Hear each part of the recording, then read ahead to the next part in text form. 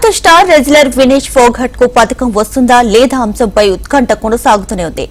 Court of arbitration for sports Vinesh Phogat silver medal అప్పీల్పై తీర్పును రేపటికి వాయిదా వేసింది.